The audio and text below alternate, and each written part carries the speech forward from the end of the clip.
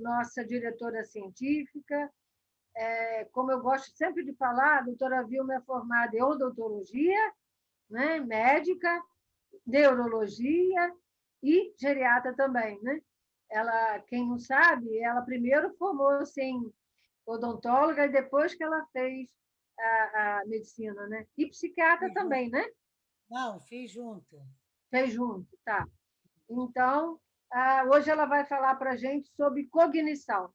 Eu tenho algumas, durante o tempo, a gente vai falar algumas coisas, algumas perguntas para vocês, e à medida que vocês quiserem algumas perguntas, escreva no chat que Carmen, por gentileza, vai passando para mim, tá?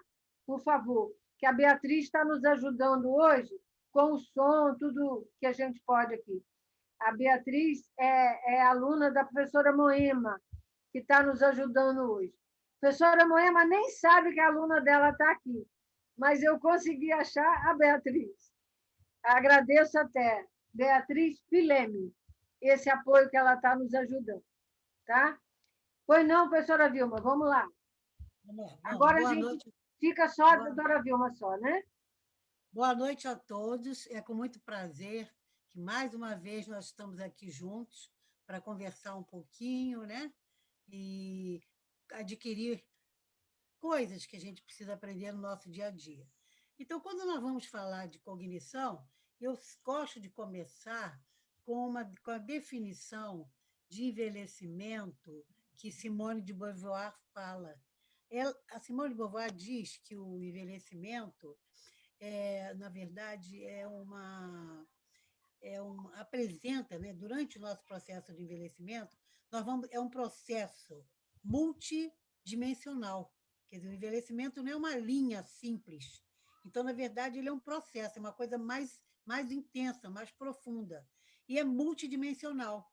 O que acontece é que ocorrem transformações, e essas transformações constantes, né, que vai acontecendo nesse processo de envelhecimento, podem ser perdas e podem ser ganhos.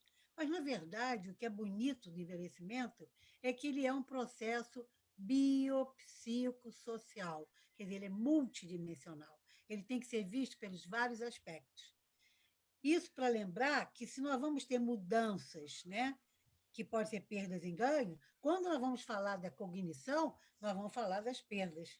E aí nós temos que definir o que é essa cognição. Na verdade, a cognição é uma resposta de toda a nossa esfera do funcionamento mental, que implica nas habilidades que nós temos que ter para sentir, para pensar, para raciocinar, para lembrar, para formar estruturas complexas do nosso pensamento, para perceber o que está acontecendo, e também a capacidade de a gente dar respostas a todas as solicitações e os estímulos externos que nós estamos o tempo todo. Ou seja, é responsável pela nossa vida de relação, a cognição. Então, o cérebro, que é uma estrutura que tem uma característica muito interessante, a célula do cérebro é um neurônio, mas esse neurônio ele tem vários papéis. Em cada pedacinho do cérebro, ele tem função diferente. Por isso que, quando nós falamos da cognição, nós falamos disso tudo aí, todas essas habilidades. Quando nós falamos em perda cognitiva, como é que eu vou definir uma perda cognitiva?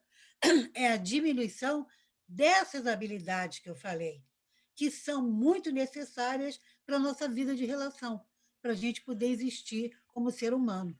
E todas elas são controladas por essas áreas do cérebro, essas áreas corticais. Só que, quando nós temos essa perda da nossa vida de relação, que é a nossa perda da cognição, nós vamos ter comprometimento de quê? Da autonomia, que é a nossa capacidade de gerenciar, de se gerenciar, de estar no mundo, e da independência, que é a nossa capacidade de ir e vir para onde nós quisermos ir. Então, para poder se falar de perda cognitiva, eu tinha que falar um pouquinho do envelhecimento, definir o que é cognição. Como nós estamos na pandemia, eu quero aproveitar o seguinte: hoje, um problema tão grave que nós estamos atravessando está permitindo que a gente identifique um pouco a nossa cognição, sabe por quê? Isso que nós estamos fazendo aqui agora. Isso funciona como um estímulo para permitir essa vida nossa de relação. Então, facilita, quer dizer, a tecnologia, principalmente agora nessa pandemia, está nos ajudando a fazer com que essa perda da cognição seja mais lenta. Então, usar o WhatsApp, usar vídeo, usar áudio, fazer eventos assim como nós estamos fazendo, isso tudo também facilita a nossa cognição. Bom, eu não sei se Eliane vai querer fazer um esquema de perguntas. Eliane, você acha melhor você fazer as perguntas e eu vou respondendo? Um minutinho, deixa eu botar o som. Já estou com o som. A gente Você pode acha melhor fazer. Oi, Ana, você fazendo as perguntas e eu vou respondendo? Uma pergunta que você fez foi essa, né? O que, É, que é o perda da que é a cognição? perda? O que é a perda da cognição? Então, isso que eu falei agora, é a Sim. diminuição das habilidades necessárias, essas habilidades que eu falei que são coordenadas pelo cérebro, pelas funções corticais, e que todas essas que eu falei. Agora, eu não sei se você quer que eu vá avançando ou se você prefere fazer perguntas. Porque, por exemplo, sempre que eu começo a falar de cognição, eu gosto de falar quais os sinais de alerta, né? Isso, eu Para a ia gente perguntar agora isso. Quais os sinais de alerta e como poder. retardar, Isso, né? exatamente. Então, por Uhum. exemplo, aquilo que eu falei, se é a nossa vida de relação, então a primeira coisa que nós vamos notar, incapacidade significativa para o indivíduo exercer atividades de trabalho e atividades sociais que ele sempre fez, que a pessoa sempre fez. Então, isso já vai despertar alguma coisa está acontecendo. E aí nós começamos a observar que a vida independente dessa pessoa já começa a ficar ameaçada. Lembra a dona de casa que deixa a panela no fogo queimando, né? E aí começa a ter incapacidade para as atividades de vida diária, de se cuidar, tomar banho, escovar dente, vestir roupa, e também das atividades instrumentais de vida diária. Então, controle de computador, é a dona de casa que não consegue mais bater um liquidificador, né? E por aí vai. De acordo com cada atividade que a pessoa tem, ela começa a não ter mais condições de usar os instrumentos que ela usava anteriormente. Então, a sua independência começa a ficar ameaçada, né? E aí começa a precisar de quê? De supervisão. Então, mamãe lava a louça, mas a gente tem que ficar tomando conta, porque a louça não está bem lavada. Então, começa a ter necessidade de uma supervisão permanente. E também um sinal de alerta é a linguagem. O que está vendo? Essa pessoa não está mais falando como falava. Quer dizer, quando ela vai fazer o discurso, ela não tem mais o princípio, o meio e o fim. Está complicado, está tendo uma incoerência. Ela está pulando palavras, ela não está conseguindo dar nome a alguns objetos, ela tem anomia. E essa evolução é tão grave da linguagem que, quando o indivíduo entra realmente no quadro demencial, ele vai ter mutismo. O que é mutismo? Ele não consegue mais ter um discurso. Ele fala palavras soltas, ele não está sem a voz, ele tem a voz, mas ele não tem mais aquela coerência. Por que será que acontece isso? Muito simples. Nós precisamos do pensamento, da memória para poder falar. Se esse indivíduo está com a memória enfraquecida, ele está perdendo essa capacidade cognitiva, e o pensamento até ainda existe. Então, ele pensa o que ele quer falar, vai na memória, mas não está mais registrado isso.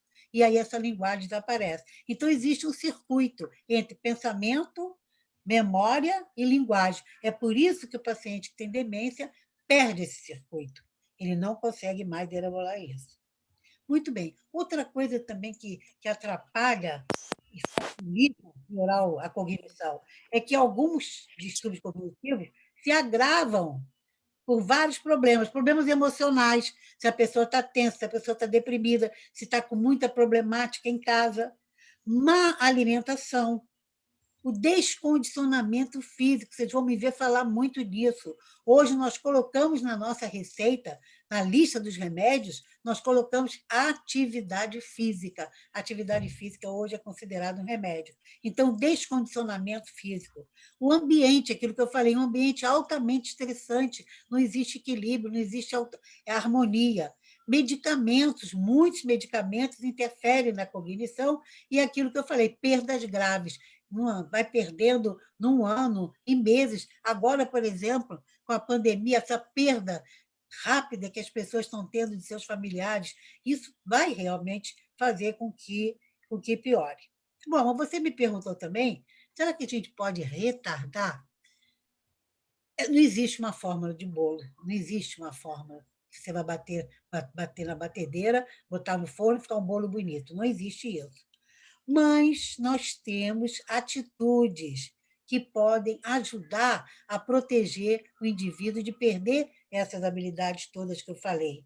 E a primeira é a atividade intelectual. Quanto mais aquisição, quanto mais conhecimento você colocar no seu cérebro, você vai ter uma reserva cognitiva maior, então você vai ter uma proteção, você vai demorar mais de perder a cognição. Poupar o cérebro de danos. Que danos? Muito simples. Hipertensão é uma doença gravíssima. Diabetes e colesterol alto. Eu digo que são os três inimigos da humanidade, eu sempre repito isso: hipertensão, diabetes e hipercolesterolemia. Então, a gente tem que poupar. O que significa? Tratar, fazer dieta, tomar remédio, fazer atividade física. Manter sempre essa atividade física regular. Ah, faço um mês, no outro não faço. Não, é manter sempre, regularmente. Ter atividade de lazer. O que é lazer para cada indivíduo é próprio. Cada um tem o que é lazer e a gente até estranha. E fulano acha bom aquilo, acha horrível, mas é individual. Então, manter a atividade de lazer. Evitar abuso de bebidas alcoólicas ou de qualquer outra droga ilícita, né? Todos nós sabemos que essas drogas ilícitas vão te comprometer o cérebro, vão dar atrofia cerebral. Sempre tentar procurar participar de programas de estimulação cognitiva. Existem vários serviços públicos, particulares, né? E até em casa, depois eu posso até falar um pouco mais, que quem cuida dessa pessoa pode bolar, inventar algumas situações para fazer estimulação cognitiva. E muito importante, ter um núcleo familiar adequado, bem estruturado. Porque nós sabemos que as famílias hoje são outras. Existem os recasamentos. Hoje nós somos avós do primeiro, do segundo, terceiro casamento dos nossos filhos. Mas tudo isso pode acontecer, porque a vida está assim. Mas se existir um equilíbrio, uma adequação, uma respeitabilidade, isso aí realmente ajuda também a nossa cognição. Então, nós não temos cura, mas nós temos atitudes que retardam essa cognição. Mais alguma pergunta você quer fazer? Outra coisa também que eu esqueci de falar é que essa pessoa, quer dizer, principalmente nós, idosos, temos que ser respeitados no nosso contexto social.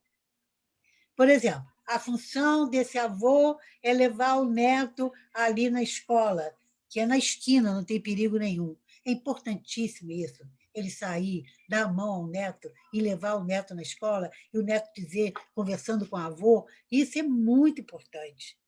Então, ser respeitado, ter dentro de casa um lugar social. Ah, esse idoso não faz mais nada, entendeu? Não, não é isso. Ele tem que ter um lugar social. Por isso que nós que trabalhamos com idoso temos que ser idosos, nós que já somos idosos, e ensinar os nossos idosos que eles sejam respeitados dentro da sua casa, né? E ter muito bom humor com a vida. Sempre que me perguntam isso, qual é a fórmula da gente ter um envelhecimento saudável, um envelhecimento bom, da gente proteger o nosso cérebro? Ter bom humor com a vida. É piada isso que eu estou falando, né? Diante de tudo que a gente vive. Esse ano, então, que foi um ano terrível. A gente ter bom humor com a vida, sim. E aí vai entrar o quê? A espiritualidade que cada um de nós tenhamos. Essa espiritualidade vai ajudar, pode nem ser religião propriamente dita, mas vai ajudar esse indivíduo a encontrar em todas as confusões do dia a dia um bom humor. Outra coisa também, manter um estilo de vida saudável. não pode beber, não pode, entendeu? Então, se nós conseguirmos manter um bom humor para a vida e ter um estilo de vida saudável, tudo isso, além de estimular muito a nossa parte intelectual, isso vai nos ajudar a retardar a nossa perda cognitiva. Mais alguma pergunta? Então, como a senhora, acredito que a senhora já falou as dicas, né, para os familiares levar os seus pacientes à rua. Como que a gente pode fazer? Mas eu acho que antes era bom eu falar a conduta do médico, Sim, como entendeu? Então, o médico deve como ficar atento a essas. isso. Então, o que eu quero dizer? Porque se você está notando que a pessoa está diferente, a gente vai ter que fazer o diagnóstico. E aí a gente vai ter que buscar o recurso profissional, não é isso? Então, como o médico deve fazer isso? Como é que ele vai observar isso? Bom, primeira coisa, ele tem que estudar, né? Ele tem que ter condutas, aprender a ter condutas para fazer o diagnóstico. Né? Então, ele precisa de quê? De uma anamnese. O que é anamnese? É aquela entrevista que a gente faz. Só que essa anamnese é diferente. Tem que ser uma anamnese ampla, que a gente chama multidimensional. Por quê? Porque essa anamnese ela vai dar todo o aspecto biológico, psicológico, social, mitológico, aprendizado, tudo dessa pessoa. Ela pergunta tudo, tudo, tudo, tudo, tudo. E mais importante também é que sempre essa pessoa vai com informante. Então, é importante perguntar as coisas a quem está acompanhando.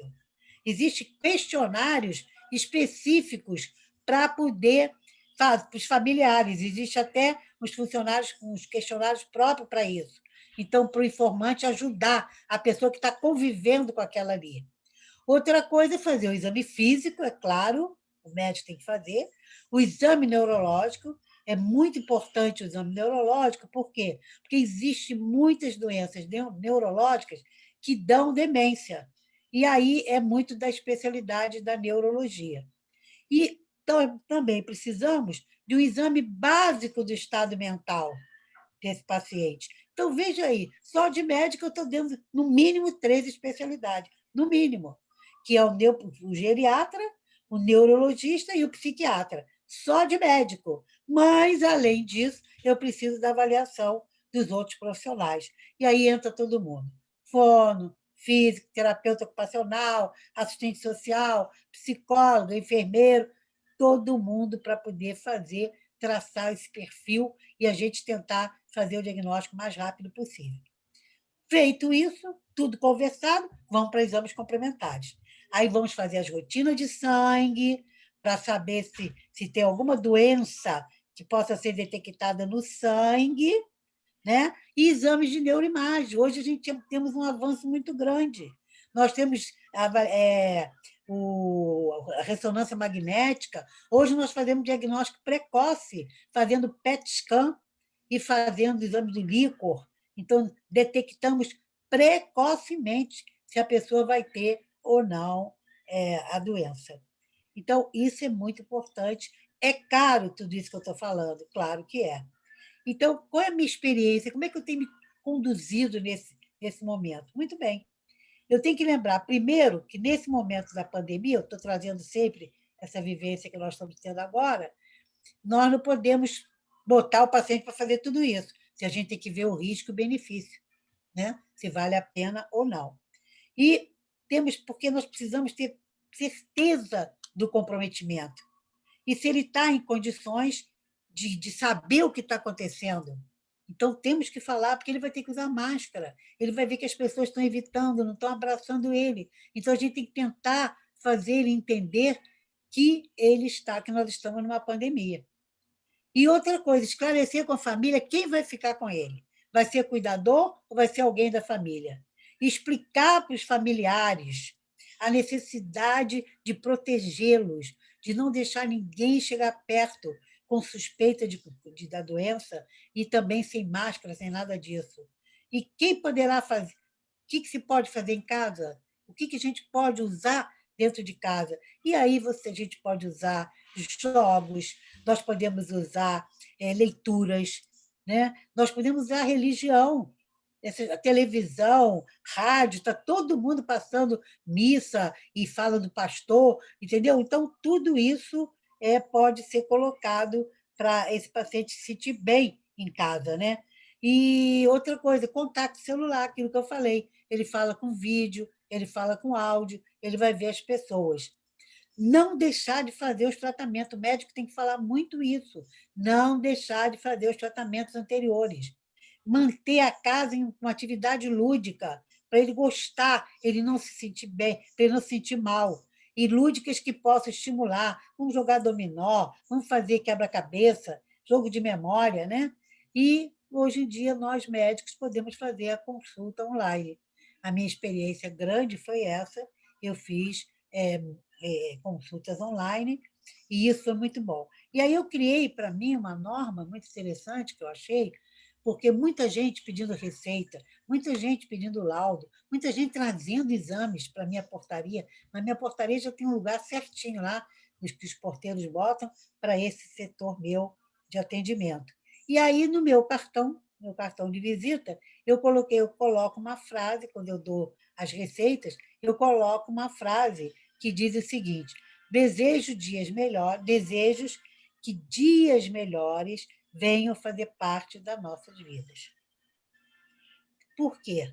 Porque a gente precisa, o próprio envelhecimento dá um isolamento. Então, a solidão está bem intrínseca, né? Na vida do idoso, nossa, na maioria. Então, nós podemos deixar que o isolamento social, para que ele não tenha doença, nem seus familiares, piore ainda mais a solidão desse paciente. Doutora Vilma, tem uma pergunta aqui. Alguém perguntou sobre o exame neurológico. A senhora já falou, não é? A senhora falou do PET scan, né? E outro, a Eu falei, ressonância. Sim, existe o exame físico, o sim. exame neurológico, porque eu não sei se vocês sabem, quando nós fazemos exame neurológico, nós estamos examinando todos os segmentos do cérebro, Uhum. os nervos cranianos, o cerebelo, então a força muscular, o tônus muscular, a estática. Então, o exame neurológico ele tem uma sequência que, na verdade, está estudando todo o cérebro, todo o sistema nervoso central e periférico. Esse é o exame físico. E como exame complementar, a gente tem a tomografia, nós temos a ressonância magnética, nós temos a ressonância funcional, nós temos o PET scan. Por que o PET scan? Porque o PET scan ele dá o depósito da substância amiloide. E essa substância amiloide que vai fazer as placas senis, que vai fazer o indivíduo ter o envelhecimento e ter o quadro demencial, né? E também o exame do líquor. O exame do líquor hoje é fundamental. Tem gente fazendo só o exame do líquor e não fazendo PET scan. Esse exame do líquor vai detectar essa substância amiloide, mas, mais importante ainda, vai detectar uma proteína chamada tau, T-A-U. E essa proteína tau é a proteína que existe dentro do neurônio. Dentro do neurônio tem os tubinhos, os microtúbulos, e dentro desses microtúbulos tem essa proteína tau. E essa proteína tau hiperfosforiliza no indivíduo que tem demência e faz um enovelado neurofibrilar e morre, o neurônio morre. Entendeu? Então, a morte neuronal é pela hiperfosforilação da proteína tau. Se tem proteína tau no líquor, é óbvio que esse indivíduo vai ter a doença de Alzheimer, que é a mais frequente, em 50%. Tá? Tem uma pergunta aqui da Carmen. É necessário a retirada do líquido da medula? Não foi É pedido para o meu marido. não, da medula aqui espinhal, hein? Nas costas, na Isso, coluna lombar. isso, Mas isso. é um Isso exame aí é. caro, o PET Ah, scan é caro, ele sim. não é. Esses exames só eram permitidos para pesquisa nas instituições acadêmicas, não era feito fora, só podia fazer quando o paciente tinha sintomas, agora não. Foi liberado, qualquer pessoa pode fazer, mesmo que não tenha sintoma, mesmo que não tenha história familiar, pode fazer, só que é um exame que ainda não está de muito acesso ao público, porque é muito caro. Então, se você está tratando como equipe multidisciplinar, como nós falamos. E hoje a gente tem avaliação neuropsicológica, que faz parte desse roteiro. Né? Essa avaliação neuropsicológica, que é feita por uma especialista, uma psicóloga especializada para fazer, ela vai dar cada função do cérebro. Então, nós vamos ver o que está acontecendo em cada função do cérebro. E hoje em dia tem um avanço muito grande nessa avaliação neuropsicológica. Então, qual a avaliação neuropsicológica? Com exame de rotina de sangue, com exame de neuroimagem, nós nem precisamos fazer o PET scan e o líquor, que é muito caro. Dá para a gente fazer o diagnóstico com bastante segurança. E aí você começa a medicar. Você, primeiro que o médico tem que ver qual é a hora de medicar. Porque, por exemplo, se ele tem um comprometimento cognitivo leve, ele ainda não é medicado. Se ele tem um envelhecimento subjetivo, o que é isso? Envelhecimento subjetivo é quando só o paciente, só ele observa que ele está esquecido. Ninguém em volta observa. Por isso que fala que é subjetivo. Quando ele tem um comprometimento cognitivo leve, as outras pessoas também já estão notando. E mais importante ainda, que nós temos uma fase chamada pré-clínica. Então, nós avançamos, nós não temos a cura da doença de Alzheimer, mas nós avançamos, sabe por quê? Porque hoje nós conseguimos caminhar do envelhecimento normal, fisiológico, onde o indivíduo vai perder um pouco, vai ter um esquecimento, mas o esquecimento que não faz ele perder, lembra que eu falei? A autonomia e a independência. A gente tem esse esquecimento subjetivo, onde só ele percebe. Depois a gente tem uma fase chamada pré-clínica. Tá? Nessa pré-clínica já vai tendo lesões no cérebro, degeneração no cérebro, e depois o comprometimento cognitivo leve. Esse comprometimento cognitivo leve é que é mais risco, porque em torno de 12% a 15% pula para a demência. Então, hoje nós conseguimos passar todo esse percurso.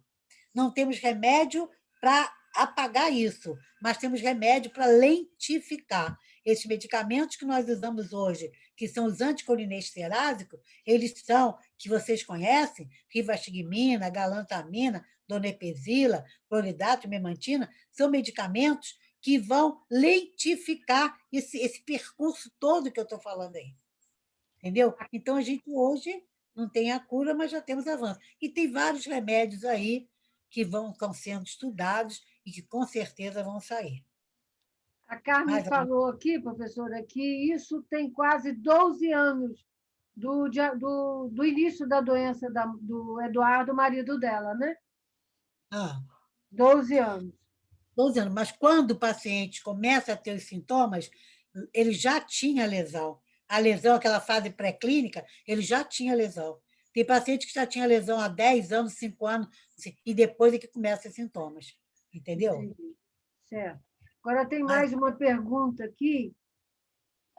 Notícia da vacina. Mas antes da vacina, tem uma pergunta aqui que é meio confuso, porque a gente não falou com a senhora isso, né? Mas é a Patrícia, nossa loura linda, que não é a loura do Augusto, mas ela mandou dizer que adora ouvir a senhora falando, gosta muito dos seus ensinamentos, e gostaria que a senhora falasse do hormônio irisina. O que se sabe agora que é liberado durante o exercício físico, né? Vou falar disso. Então, olha só, quando nós estamos falando ali de condutas, né? Lá quando nós falamos em atitude, conduta, então o que existe hoje? Lembra que eu falei que na receita a gente coloca como remédio a atividade física? Exatamente uma das coisas que fortalece. Eu, por exemplo, eu já fiz, já descrevi, já orientei uma tese de exercício e cognição, tem um trabalho publicado de exercício e cognição, e acho fundamental. E esse trabalho que foi feito pela UFRJ, eu tive o prazer de conversar pessoalmente com um dos pesquisadores, numa entrevista no rádio que eu fui, eu, ele e aquela menina da Paz, e eu conversei muito com ele. Então, se descobriu já, está provado. Porque sempre que a gente mandava o paciente fazer atividade física, que libera substâncias no cérebro, a gente sempre falou isso, eu sempre falei isso. Kátia, que trabalha comigo, sempre falou isso. Então, que libera enzima, a gente fala para o paciente, libera substâncias no cérebro, que vai melhorar. Nós sabíamos disso. Nós já sabíamos disso. Nós não sabíamos qual era. Então, esse trabalho que a UFRJ fez com camundongos, né, de laboratório, fazendo natação, eles fazem o seguinte: eles adoecem o paciente, o bichinho fica com Alzheimer, e aí eles botaram para nadar. E a atividade física libera, está provado isso, que nos músculos esqueléticos libera uma substância chamada irisina.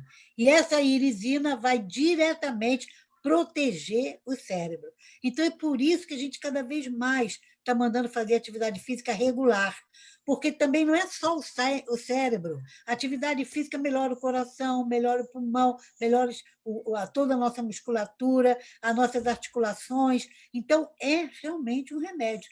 E agora, então, sabendo que a irisina, que vai proteger do quadro demencial, de proteger de perdas cognitivas, agora, só que não avançou ainda para vir como remédio.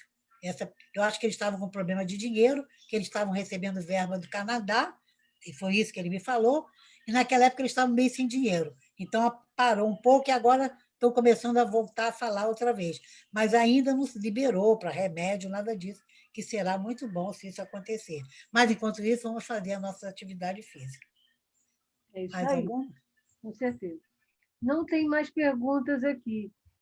Como nós estamos, eu acho que com uns, mais ou menos Eu 20. queria só falar mais um pouco. Não, Eliane, eu não. queria falar uma coisa só importante, que eu acho, nesse momento. Eu acho que a gente está muito envolvida com a pandemia, entendeu? Por isso que eu estou reforçando. Quais as dicas para os familiares levar os idosos na rua?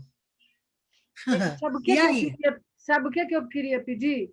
Porque nós estamos com 20 participantes somente, né?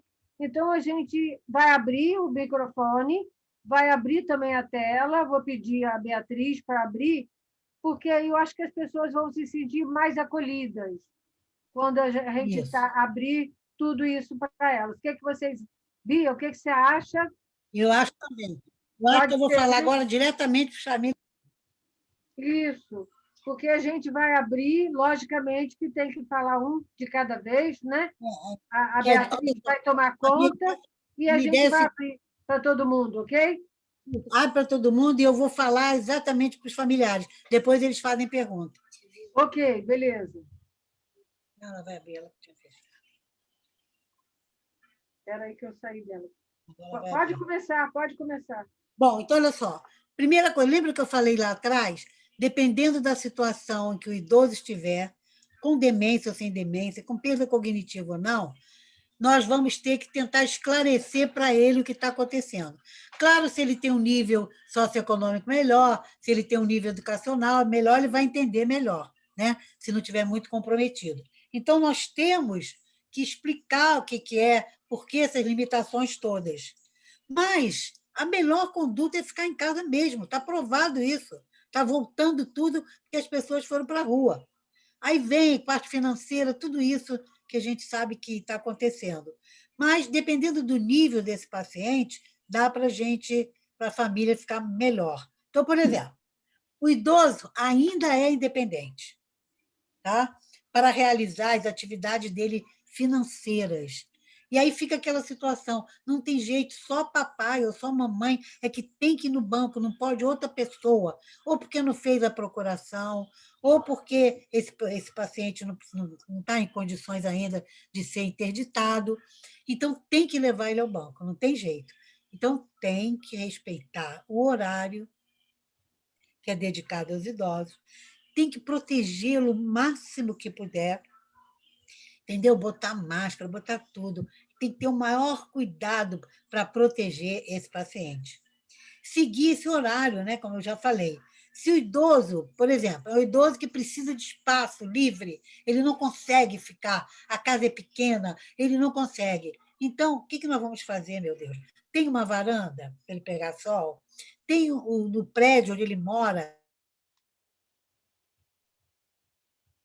que ele possa ir ali na calçada um pouquinho, porque a gente tem que ver o seguinte: se for muito importante para ele estar em contato com o ar externo, nós temos que botá-lo, porque senão ele vai piorar, ele vai ficar mais deprimido, ele vai ficar mais ansioso, vai ficar mais irritado, ele vai ter mais insônia e a cognição dele vai piorar. Agora, é claro que a família tem que mudar um esquema, né? De caminhar em dias alternados, não vamos todo dia, vamos um dia sim, um dia não. A hora que tem menos movimento ali na rua, para ele ir, a hora que tem menos pessoas no prédio, entendeu? Então, dá para a família tentar se organizar. E aquilo que eu falei antes, cria, essa casa tem que ser lúdica para ele. Uma casa iluminada, uma casa que tenha jogos, que as pessoas possam rir, conversar, entendeu? Para poder ele se sentir acolhido, ele se sentir feliz. Mas realmente o ideal é ficar em casa. Mesmo porque, quando nós vamos à rua, é uma parafernália quando nós voltamos. Meu Deus do céu! Temos que tirar o sapato, temos que tomar banho, temos que não sei o quê, temos que. Entendeu? É tanta confusão. Se uma pessoa com cognição comprometida é mais confusa ainda. E temos muito cuidado com as cuidadoras e com os próprios familiares. Né? É difícil não ver neto? É difícil não ver. Mas bota no áudio aquilo que eu falei. Eu fiz isso antes dessa pandemia, eu já estava fazendo isso no consultório. As senhorinhas, principalmente as senhoras, chegavam lá, eu não escuto a minha voz há mais de um mês. Eu, meu Deus do céu, o que é isso? Aí, olha só, chamava a família, compra um celular com letras grandes, ensina como vai usar o WhatsApp no áudio e no vídeo. Por favor, eu estou fazendo isso há mais de um ano, sei lá quanto tempo, que eu estou orientando, usando isso como uma estimulação cognitiva. Meu Deus, eu nem sabia que a gente ia passar por essa pandemia. E aí ela fala, ela escuta a voz dela, porque a pessoa fica sem escutar a sua voz, já pensou? Então, eu já tenho isso. E é um recurso que é fácil e que dá para fazer. Ou então pede os netos para botar bilhetinho embaixo da porta, de carinho, de se sentir segura. E selecionar quais os familiares que vão ficar, se é familiar que gosta, se é familiar que ama, se é familiar que tem paciência, ou se é familiar grosseiro, que só fica engrossando, não entende as necessidades do paciente, e se é cuidador que só quer saber de ganhar o dinheiro e não tem a mínima afetividade. Fica com o celular, proíbe celular para o cuidador, porque ele tem que cuidar é do paciente. E aí ele consegue passar esse momento que nós não sabemos quando vai terminar. Infelizmente, nós não sabemos quando vai terminar. Então, doutora Vilma, o Jorge está pedindo à senhora notícias sobre Você vai vacina. abrir a tela toda? Oi? Oi? Hã? O Você vai abrir a Jorge tela toda? já Você vai pedi para as abrir? pessoas Você abrirem. vai abrir? Essas é que vão abrir agora. São os Ah, participantes. Nós já tá. demos permissão para eles abrirem. Pode abrir, gente, entra aqui. Eu pedi no grupo nosso, né, que a gente tem, a Carmen disse que não está conseguindo abrir a imagem dela. Carmen não está conseguindo. Mas já demos. A Beatriz disse que não é ela. Ela fechou, mas abrir, cada um abre o seu. Carmen conseguiu. Tá, então, cada um abre a sua imagem agora, gente. Mas aí o pessoal está perguntando sobre vacina, professora. Olha só. Nada ainda descoberto, nada ainda confirmado. O problema da doença de Alzheimer é que nós temos muito Não, mito. acho que é a vacina da Covid. Acho que é da Covid. Tá, desculpa. Acho Desculpa. que Não, sim, porque eu eu vou também estou assim. confirmar. Eu vou confirmar. Peraí. Jorge não especificou, mas eu acho que é da Covid, não sei. Não, a minha pergunta é sobre o Alzheimer. Então tá Tá. ótimo. Vai, Beleza, sobre o Alzheimer, então, perdão. olha só. A gente, no momento, tem vários avanços. Por exemplo, eles estão usando substâncias imunológicas, imunodepressoras. Então, tem um avanço muito grande com relação a remédio, a medicamento mesmo. Já tem até algumas que já foram usadas e que não deram certo. E outras que estão na fase ainda que não, de ser experimentada na pessoa humana. Isso aí está caminhando. Agora, com relação às vacinas, eles no meu modo de entender, pelo que eu tenho visto e lido, eles deram uma parada. Por quê? Porque como a doença é uma doença multifatorial, é a mesma coisa que está enfrentando agora, né? É multifatorial, a gente também fica difícil você detectar a vacina. O que aconteceu agora com a Covid, dessa rapidez de aparecer vacina, infelizmente não aconteceu com a doença de Alzheimer.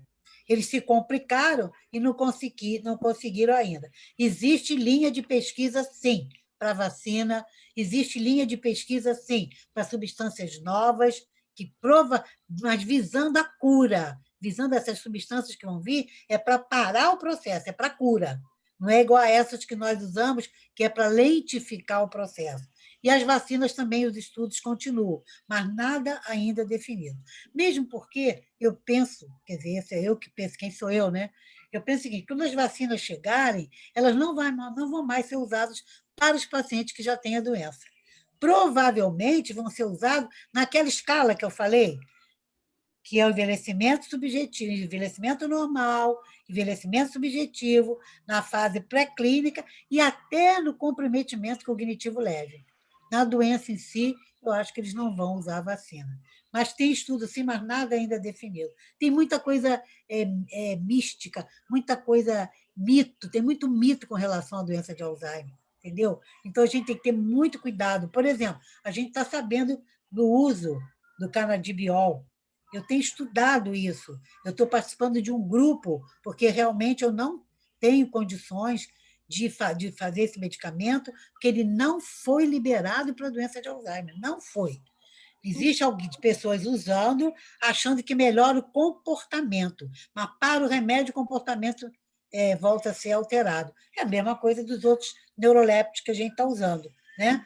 Então, eu não estou usando, eu estou estudando, estou calada, até esperar ter uma ordem oficial que a gente possa usar.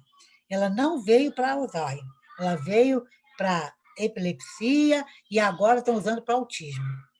Então, cuidado com isso. Agora, tem médico que está usando para Alzheimer. Eu não recomendo, de jeito nenhum. Mesmo porque, como eu sou professora, eu tenho uma responsabilidade. Eu sou formadora de opinião. Então, como é que eu vou dar formação de opinião de uma coisa? Nós temos um grupo de pesquisadores de Alzheimer no Brasil, pela Academia Brasileira de Neurologia, e não foi liberado no nosso grupo. Então, eu estou quietinha, estudando, que a minha obrigação é estudar. Queira a Deus que dê certo, né? Queira a Deus. Sim. Queira a Deus. Bom, está todo mundo na tela. Veio uma pergunta da Carmen. Notícia recente da BBC Brasil. Ah, não consegui ver a pergunta. Peraí, que ela apagou. A Carmen que não está conseguindo abrir a imagem, mas todos já abriram. Não, Eliana, eu já abri, é porque grudou uma coisa na outra. Eu vou ler, então, para a doutora pode Vilma. ler, por favor. Pode ler. Saiu uma notícia, recentemente, foi agora final de novembro, que uma pesquisa do aducanumab foi recusada pelo FDA. Aí o título era assim: com mais um remédio reprovado, o tratamento da doença de Alzheimer não avança há 17 anos. Então, é esse grupo que eu estou te falando. É esse grupo de medicamentos que estão sendo usados. E um deles, que é esse aí que você está falando, ele já não deu certo. Então, já foi cortado. Mas eles estão, dentro desse grupo, tem outros que eles estão tentando também. Mas ainda não chegou na fase humana, aquilo que eu te falei. Tá, eles estão tentando. Tomara que deu certo. Esse não deu. Se bem, doutora, que esses remédios seriam mais para a fase inicial. Por exemplo, no caso do meu marido, não tem mais jeito. Ele está acamado, já está bem avançado, não tem mais jeito. Seria para a fase inicial, acredito que seja, né? Sim. Inicial. Igual as vacinas também, né? Serão na fase inicial. Na doença já não vai retroceder. Essas vacinas serviriam como prevenção, por exemplo. O meu marido foi diagnosticado com Alzheimer precoce. Quando é Alzheimer precoce, diz-se, né, que pode ser hereditário. Então, nós temos uma filha que está com 41 anos e fica apavorada. Daniele está aqui também, já falamos sobre isso e tudo, de que possa vir a desenvolver a doença. Quando essa vacina for aprovada, ela poderia ser usada também como prevenção, não só Sim. como tratamento? Não, como toda vacina, como toda vacina. E é exatamente que eu estou te falando para esse grupo, porque os cromossomas, que são ele autossômico dominantes, que é o 21, é o número 1, são desses pacientes que têm a doença precoce. O cromossoma 19 é que é a forma tardia, mas o 1, 14, 21, entendeu? Então, tem que se fazer um aconselhamento genético para ver qual foi o cromossoma na linhagem da sua família e fazer, sim, essas pessoas, exatamente. Essas famílias que são... Porque quando a gente caracteriza, é quando é precoce e quando não pula geração. Se não pular geração e for precoce, tem que fazer a vacina se sair, porque está na cara que é autossômica dominante. Como faz esse estudo? Estudo Pode fazer genético? já estudo genético? Aqui no Brasil não está fazendo, não, mas já existem alguns países que faz, para ver qual desses cromossomas que o Mas aí tem que paciente... fazer com o paciente doente. Sim, sim, para ver qual foi o cromossoma que ele foi comprometido. No caso, o que Carmen está perguntando seria uma pesquisa pós-morte, do estudo do cérebro, né? Não. Não, acho que é com sangue, né? É O sangue, sangue? olha só, esse estudo genético é feito em várias doenças. Eu tive um filho que morreu, meu primeiro filho, e eu fiz o estudo genético do meu marido, para ver se a doença que ele teve, ele tinha uma cardiopatia raríssima, raríssima, e não era genética. Ele adquiriu na vida intrauterina, também não sei por quê, entendeu? Então, não existe. E a parte genética lá do fundão era muito boa, e aqui na UF também. A genética nossa é bastante avançada, mas não tem ainda, aqui na UF, para quem dera, para Alzheimer não tem, entendeu? Mas existe, qualquer estudo genético pode ser feito. É muito linda essa área da medicina. Doutora Vilma, a Dani, nossa querida Dani, está falando que ela está preocupada, ela cuida da mãe. A mãe dela foi uma senhora que começou muito cedo com a demência, após perda do filho e do marido, né? Aquelas perdas que a gente sabe. Então, ela está muito preocupada com o esquecimento dela, como jovem ainda. O que a senhora pode ajudá-la aí? Ela está com que idade, Dani? Acho que Dani tem uns 40, 41. Mas ela já está com esquecimento?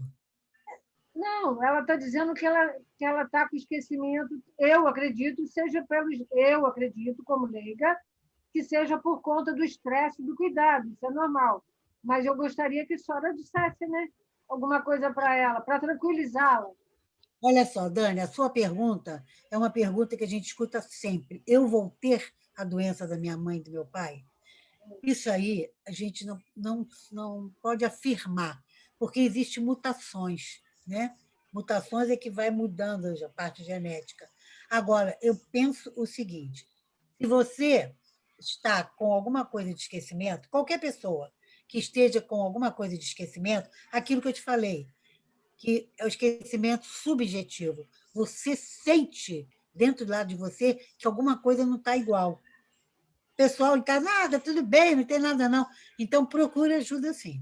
Procure uma avaliação. Hoje a gente tem testes, isso dá uma tranquilidade muito grande. Sabe porque quando faz avaliação neuropsicológica, que tudo na avaliação neuropsicológica é subjetivo, né? As funções cognitivas são coisas objetivas. Eu falei daquela perceber, pensar, raciocinar, quer dizer, tudo isso é muito, né, subjetivo. Mas quando faz a avaliação neuropsicológica, existe uma escala de rastreamento de demência, que chama CDR.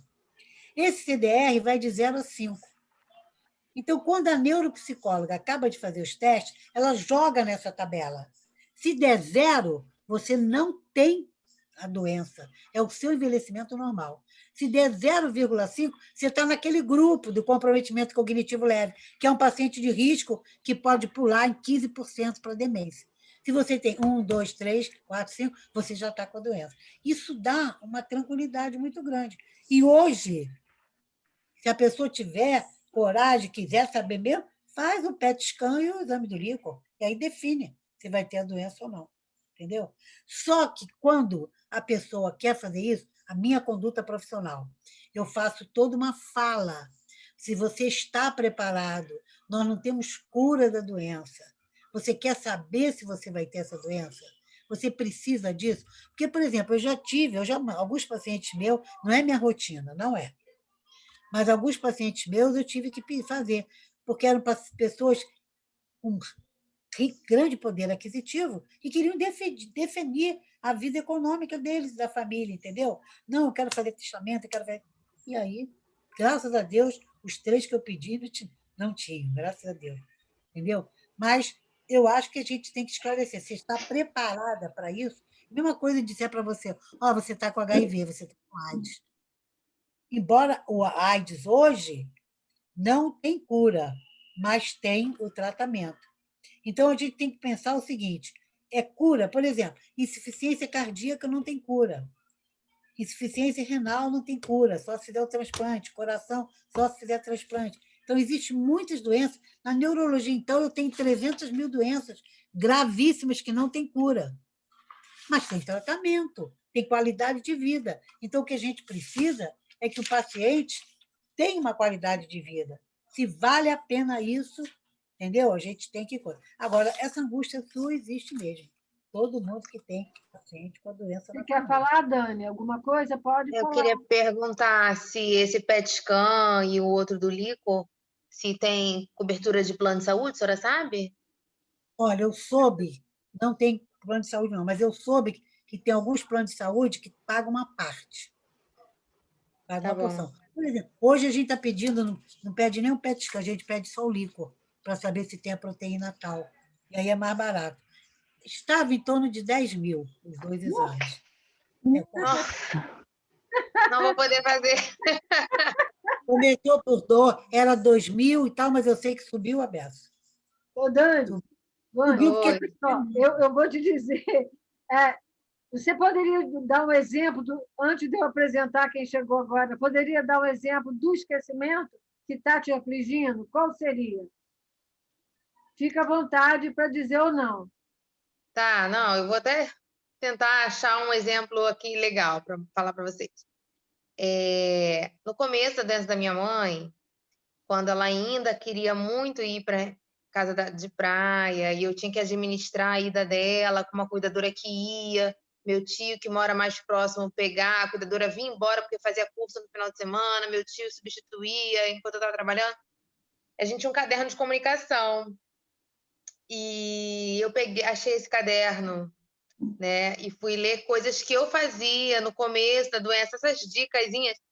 Gente, parecia uma história de livro, assim, que eu estava lendo, que eu não lembrava. E eu li as dicas que eu deixava com a menina e para o meu tio, que eu fazia o café de noite, porque de manhã o café era quente, ela tacava água fria, e eu já deixava adoçado, porque o adoçante, ela jogava o vidro do adoçante inteiro, então eu botava água dentro do adoçante e já deixava... Eu não lembro disso. Se não tivesse escrito, eu não lembro que eu fiz isso, não lembro de jeito nenhum, não lembro de nada, entendeu?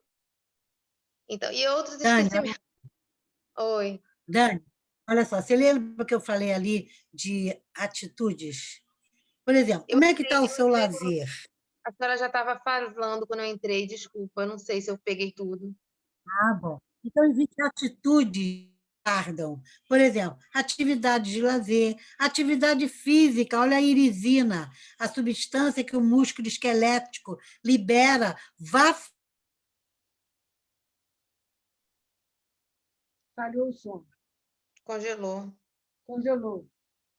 Congelou a imagem. Qualidade, aquisição de conhecimento, não é ser professora, doutora, não, aquisição, leia, leia, leia, o máximo que você puder, sabe, rir, bem humor com a vida, ter amigos, conversar, entendeu? Você tem que mudar o estilo de vida, porque você tem um estresse que é terrível na sua vida, e o estresse é fogo, é muito perigoso, não só para o cérebro, para o coração, para tudo, né? Uhum. A minha dúvida, né? Porque eu falei, eu vou tentar, tô casada, né? Tô fazendo 2 anos de casada hoje, e ano que vem vou tentar engravidar. Mas eu fico preocupada com esses meus esquecimentos, porque se Deus me livre e guarde, eu venho a desenvolver um Alzheimer precoce, eu não quero deixar para uma criança pequena, sei lá, com 10 anos, já com uma carga pesada que eu tenho hoje. Então, eu nem engravidaria. Se eu Não, soubesse que eu iria desenvolver essa doença, entendeu? olha só, olha, depressão leva a quadro demencial, entendeu? Uso de benzodiazepínico. Ah, eu tomo frontal há 30 anos. Vai ter demência, entendeu? Você tem que pegar seu marido e fazer lazer com ele. Atividade sexual também tem que estar satisfatória, entendeu? Não pensa assim, não. Não pensa assim, não. Vai tocar a sua vida, vai fazer que você goste, que te dê prazer, porque você tem que viver. Sua mãe tem uma doença grave, que hoje em dia a gente não tem o retorno, mas você está subindo, você está indo. Ela está voltando, mas você está indo. Então, é isso que você tem que pensar, entendeu? E se segurar, ele está chorando. E se segurar com amigos, quem você gosta, quem você não gosta. Existe uma coisa, existe uma palavra, um conceito no Japão, numa ilha do Japão, vou falar isso que eu adoro, chamada Ikigai. Ikigai. O Ikigai é um conceito usado nessa ilha, no Japão, onde as pessoas vivem mais de 100 anos com saúde. E aí, o que eu fiz uma pesquisa sobre isso, estudei, porque eu falei muito sobre isso, eu fiz até um. Eu fiz até, eu fiz até uma live sobre isolamento social Ikigai para a Associação das Mulheres Mastectomizadas. E, na verdade, o que é o Ikigai? Propósito de vida. É isso que eles chamam lá de Ikigai, nós chamamos aqui de propósito de vida. Faça propósito de vida. Faz essa tal cadernetinha que você falou, escreve propósito de vida. E os propósitos de vida podem ser pequenos, coisas pequenas que vão aumentando. Por exemplo, hoje eu vou acordar, quero tomar um café bem quente, um cafezinho. Hoje eu quero tomar um cappuccino. Hoje eu vou fazer isso. Hoje eu faça propósito de vida. E com isso você vai vencendo. O que é muito importante? O que te dá lazer na vida? O que te faz bem? Faça isso. Entendeu? Então, crie propósito de vida que você vai ficar mais feliz. Eu queria registrar a presença da Ana. Está quietinha aí, está sem som. Eu vi a Ana. Está cansada. Eu vi a Ana. A Ana entrou, a Lúcia também. Ana. O doutor Benjamin também entrou. A Eneida também. Olha a minha cara, que horror. Eneida, a sua não está cansada. A Helena também entrou. Ana Cristina também. Desculpa, mas ela precisou sair. Ana Cristina está aí. Ela precisou sair, a Ana. Tá? Porque eu vi. Se então, der, eu quero. Quem quiser falar, fica à vontade. O Benjamin entrou, está quietinho lá. Pode quero. Falar alguma coisa. Fala, Lúcia, fala. Olha, acho que a doutora Vilma está certa. Eu, como não consegui fazer minha ginástica nem a yoga fora de casa, então eu faço dentro de casa, mas faço. Esse propósito que acontece na yoga melhora demais e é barato. As aulas não são não é caro e eu acho que vai ajudar ela muito. E a minha irmã, gêmea comigo, ela teve um surto devido a ficar muito em casa. Então, a princípio, o psiquiatra, né, fez esses testes que a doutora Vilma falou. Ela não tinha, os testes não deram a demência de Alzheimer, mas ela estava com as veias do cérebro, como é que chama? Inflamadas. Com a medicação de 1 mês já, ela está boa. Então, eu acho, não é? Então, acho que a meditação também está ajudando muito. Então, a yoga tem me ajudado demais. Olha, não tem tempo, são 2 vezes por semana, à noite. E dali você vai adquirindo esse propósito, você vai se gostando e vai clareando a sua mente. Também faço parte do movimento religioso e que está atualmente. Então, são recursos, né, doutora? Porque a gente também é gente, né? Sim, exatamente. A espiritualidade hoje está em foco. Aqui a É. nossa faculdade de medicina tem a disciplina obrigatória de espiritualidade. Olha que maravilha. Ótimo. E mesmo com essa, antes disso, que eu tinha parado de fazer o Pilates e o Tai Chi, me veio um nódulo maligno que eu operei ano passado, mas o médico me falou que não é por estresse, é um hormônio, e eu já retirei e não parei. Eu continuei essa vida da ginástica, da yoga e da espiritualidade e de frequentar as que eu frequento há mais de 15 anos. Então, coragem, forças em Deus, e você, Vilma, está certa.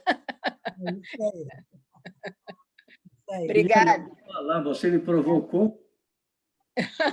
Obrigada. Pode falar, doutor. Eliane, você me provocou, eu vou falar. Eu estava quietinho, hein? Não, aqui a gente não pode ficar quieto.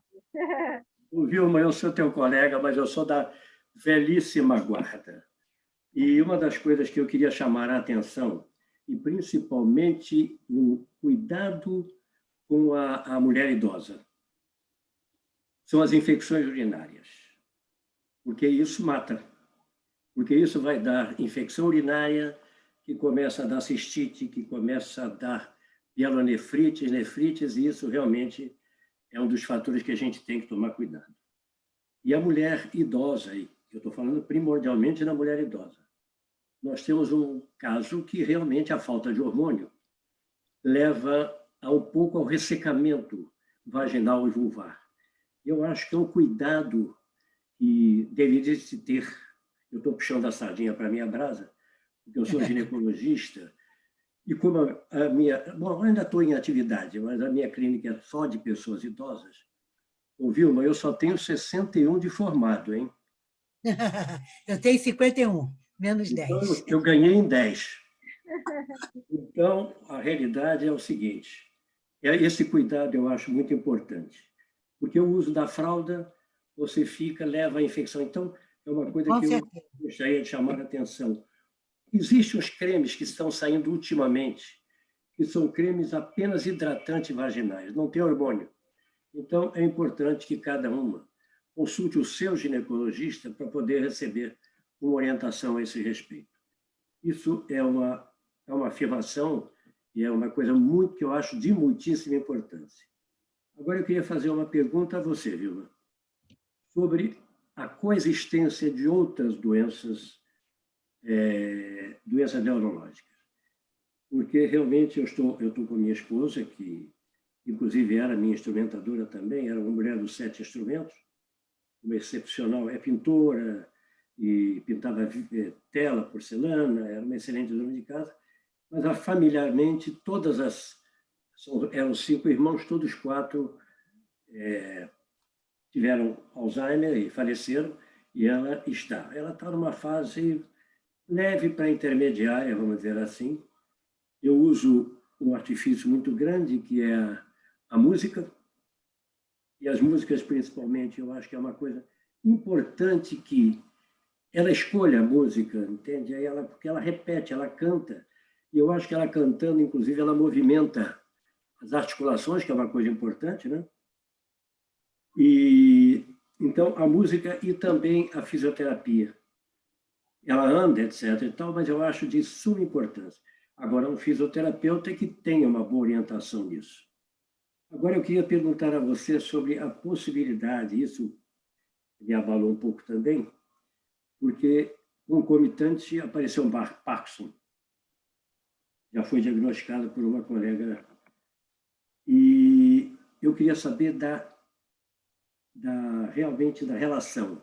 Se existe uma correlação do Parkinson com o Alzheimer. Eu sei que uma é doença amiloide, mas eu acho que você entendeu a minha pergunta. Tá. Primeiro, eu queria voltar lá para a infecção urinária, porque é muito importante, é diagnóstico diferencial, porque infecção urinária dá quadro de confusão mental, muitas vezes a gente é chamado para ver um paciente que está com demência, e não é apenas infecção urinária. Então, entra como diagnóstico diferencial. É tão grave, que, às vezes, eu já me vi fazendo uma coisa assim, da família estar desesperada, e eu falei, colhe a urina e começa, depois que colher, começa o fluoxacin, 400 miligramas de 12 em 12 horas.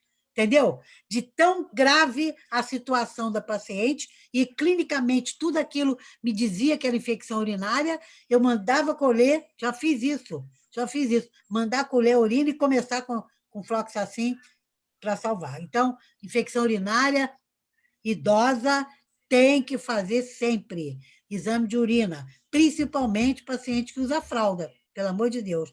E a gente tem que ensinar a todas as mulheres, desde criança, que não se usa o mesmo papel higiênico.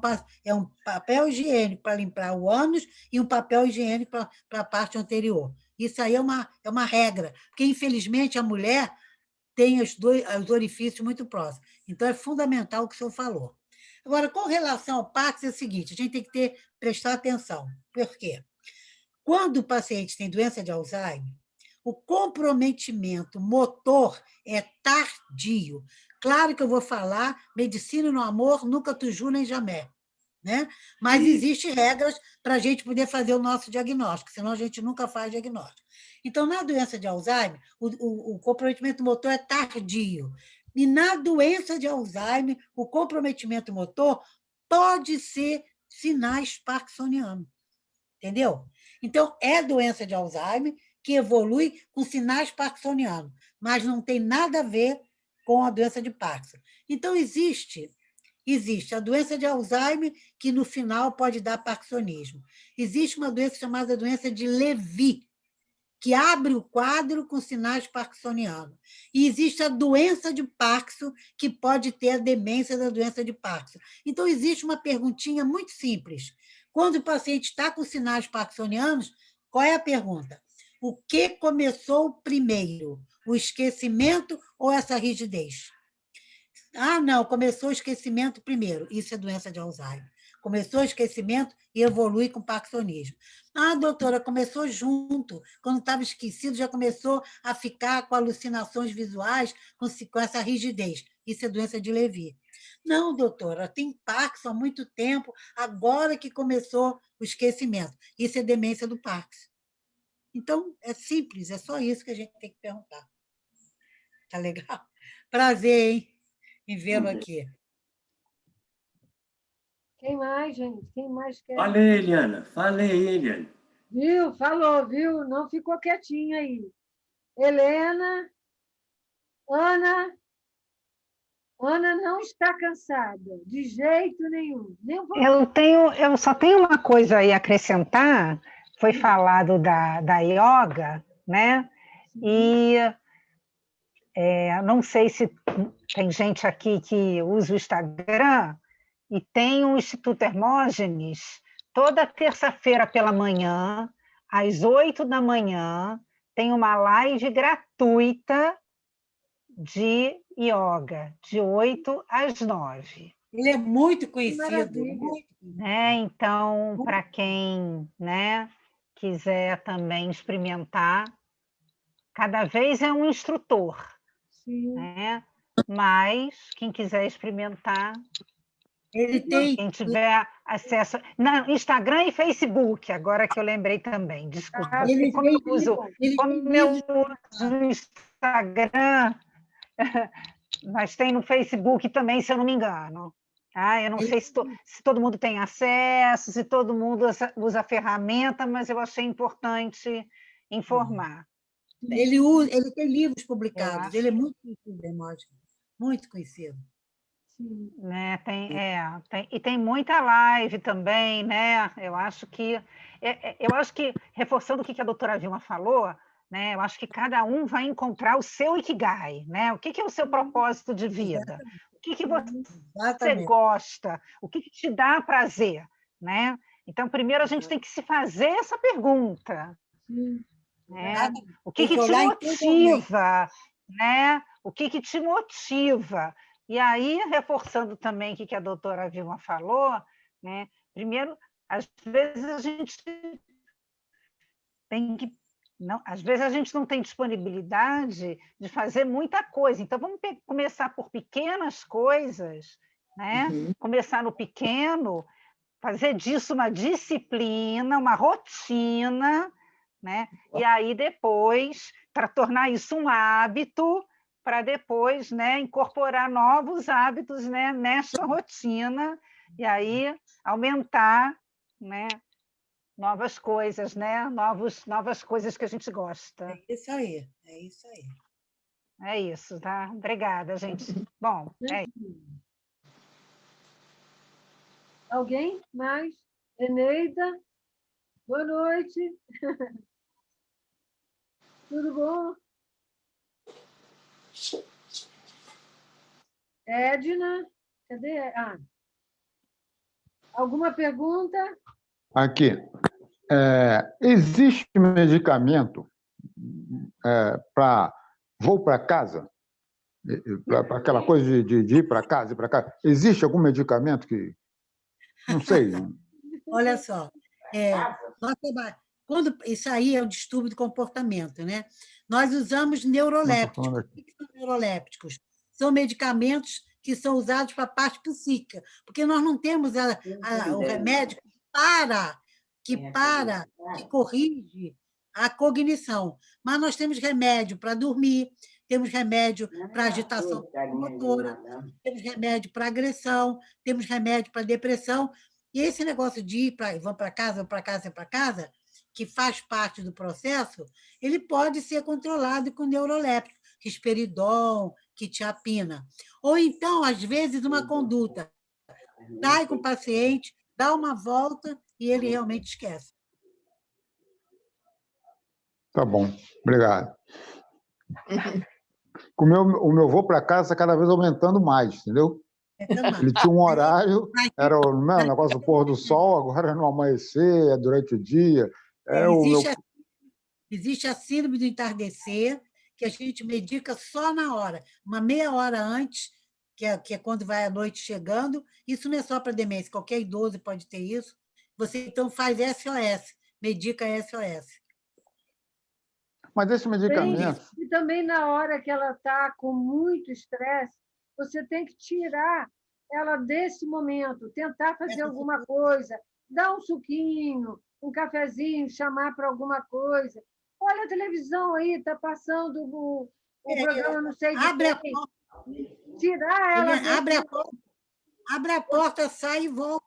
Abre a porta. Isso, eu ia falar agora, já até dei essa dica para ele.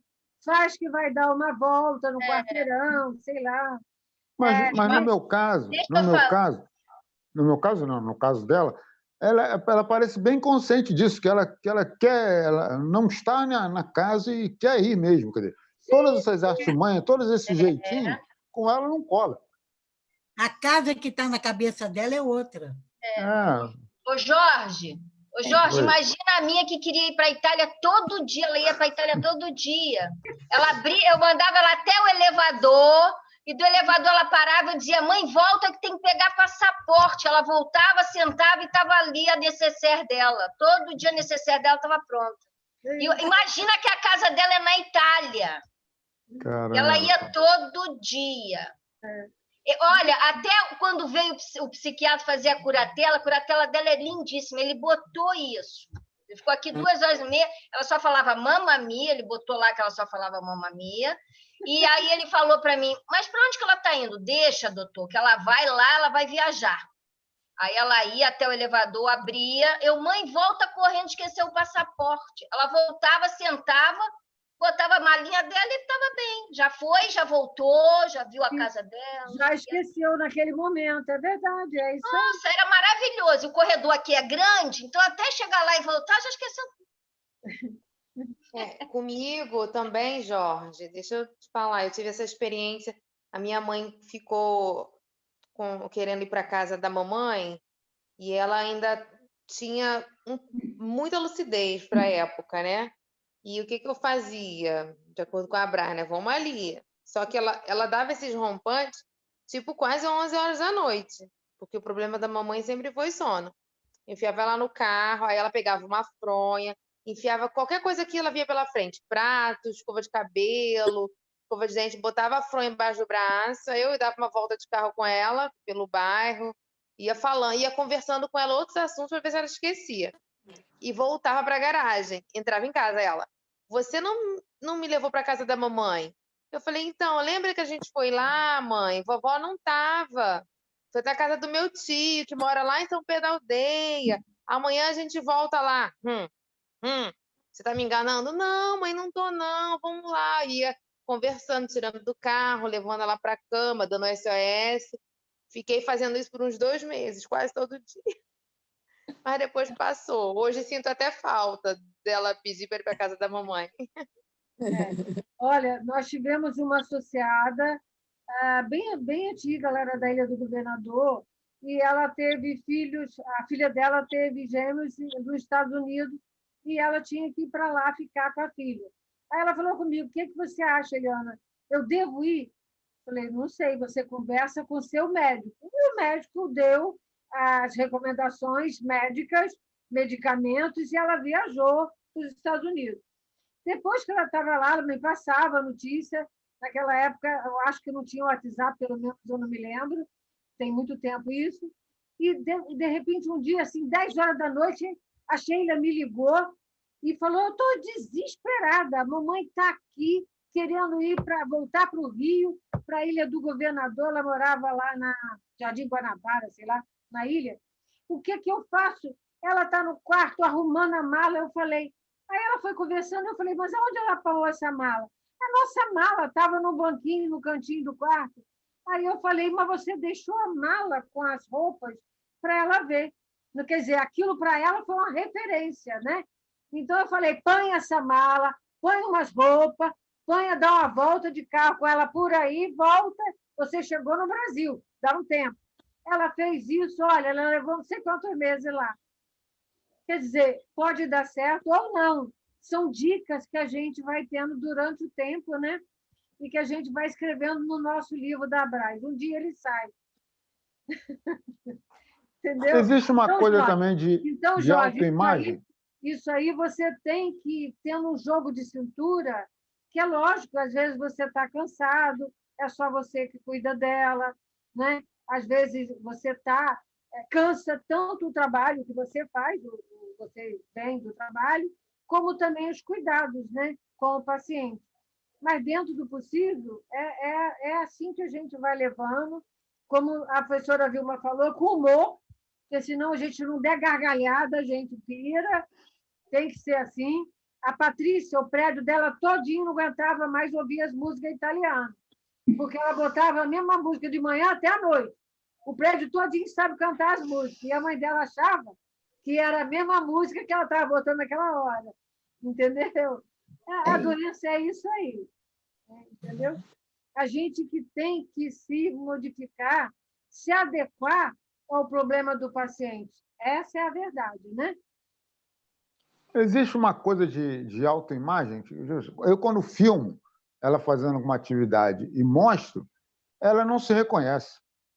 Ela fala assim, mas quem é essa velhinha aí? Ela faz uma crítica qualquer. Ela fala, a senhora mesmo, não sei o quê. Eu não estou assim, não. Eu não... Olha só, Jorge, existe no cérebro a área do esquema corporal.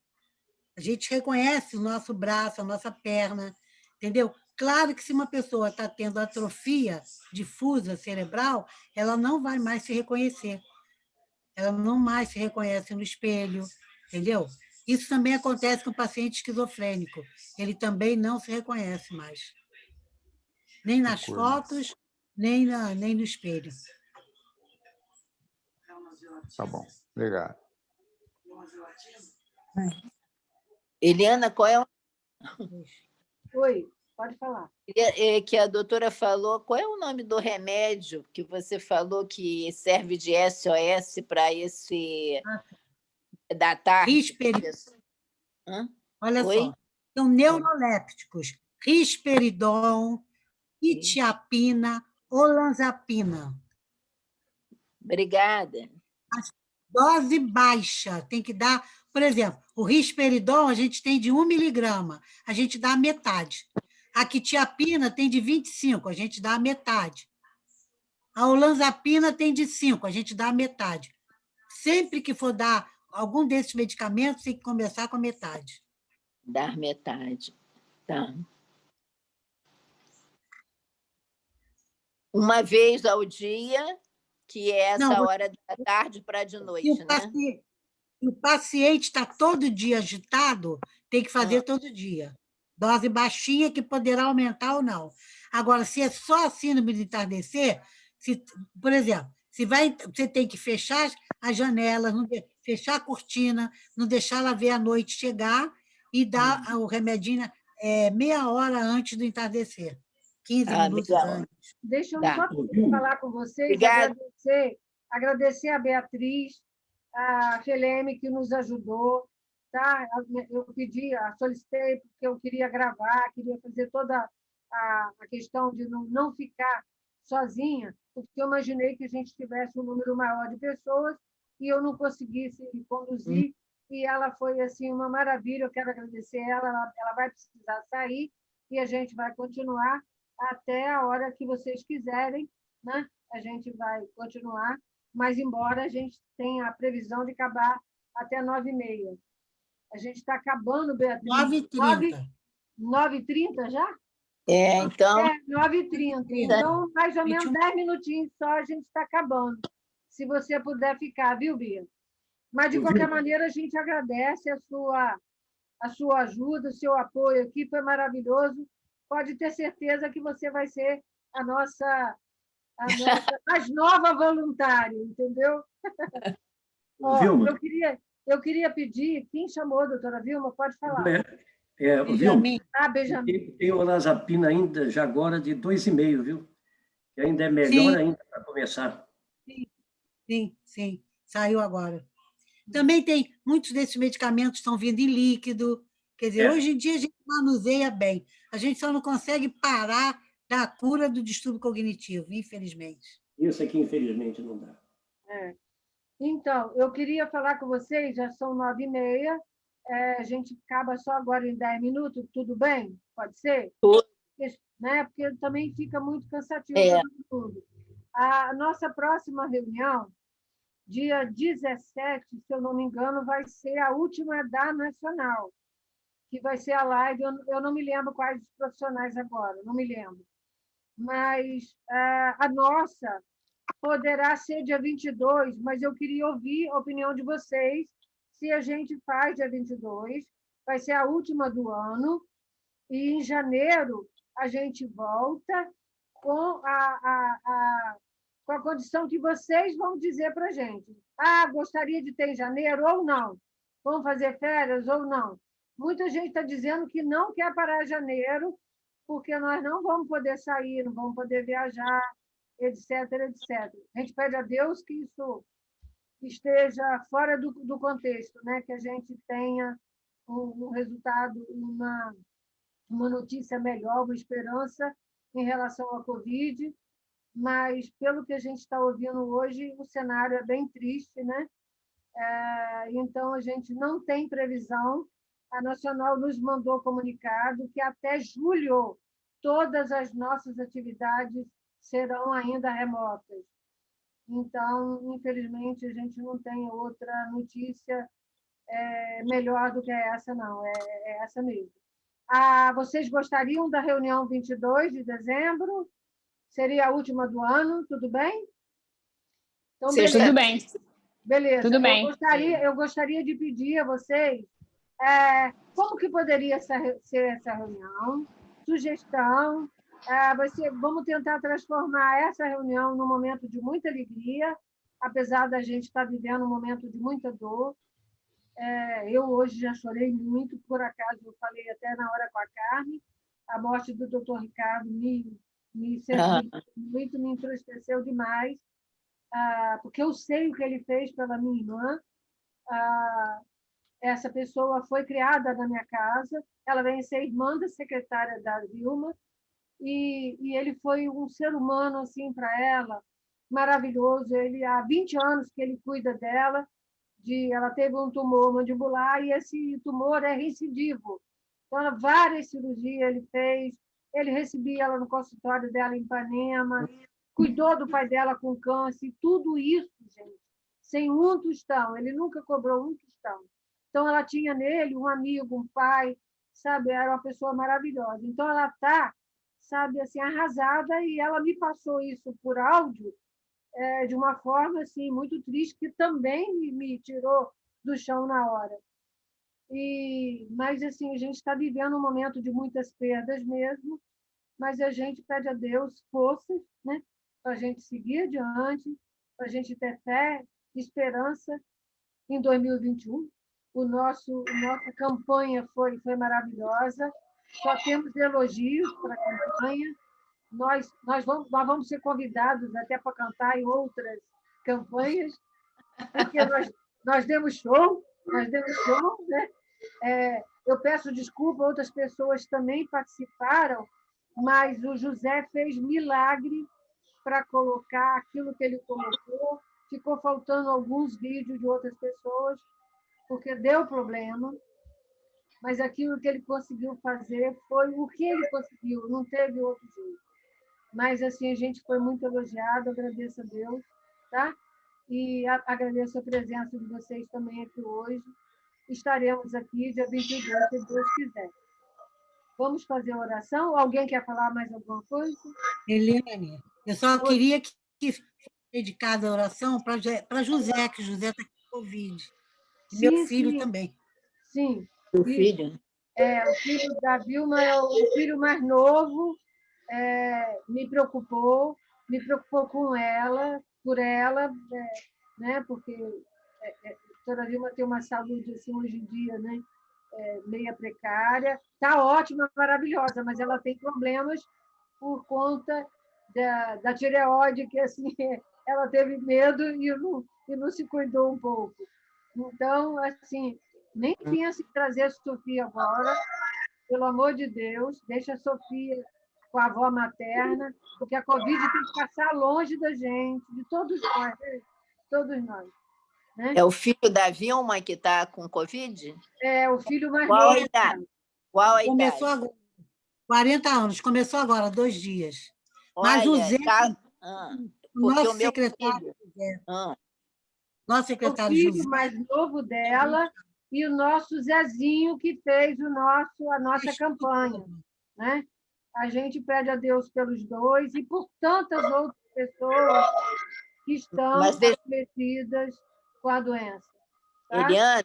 Eliane, Oi. Deixa eu falar com a Vilma, porque o meu filho teve, foi muito sério. Então, se eu puder ajudar ela em alguma coisa, o filho dela está em casa. Começou tem 2 dias só. Está com febre, diarreia? Febre não, febre e dor de cabeça. Cuidado com a parte pulmonar, tá? Porque o meu filho já começou. Ai, Deus me livre. O meu filho foi assistido na Clínica São Vicente, na Gávea. Só que ele não melhorava. Então, levei ele para o pneumologista, Ricardo Nascente, foi que salvou ele. O receituário da São Vicente estava completamente errado. Então, Nossa Senhora. Se você precisar, se ele vier, o pneumologista é Ricardo Nascente. Ele é... Eu posso... Muito obrigada. Tá? Fica de olho mesmo. Muito obrigada. Muito obrigada. Nada, Vilma. Vamos orar por ele. Meu filho já está em casa. Que bom, graças a Deus. E todos que têm, né, pacientes, a Dani se cuida, tá? A Dani hoje está meio dodóizinha, a Val, com a mãe dela, né? A Edna, que tem o Maurício.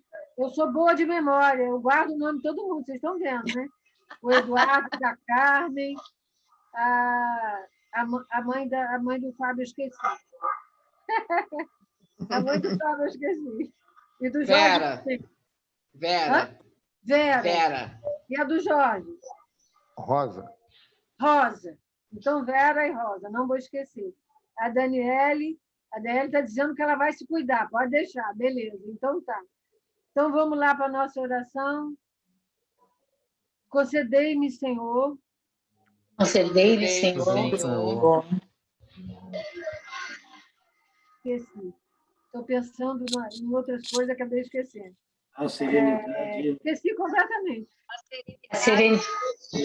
Aceitar as coisas que não posso modificar.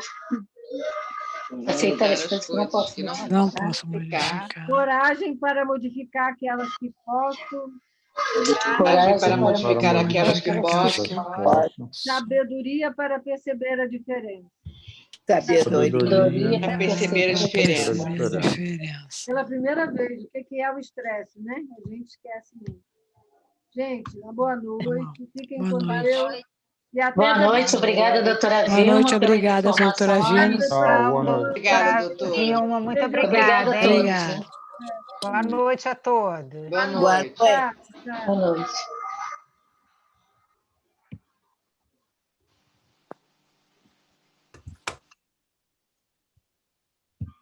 Será que não quer?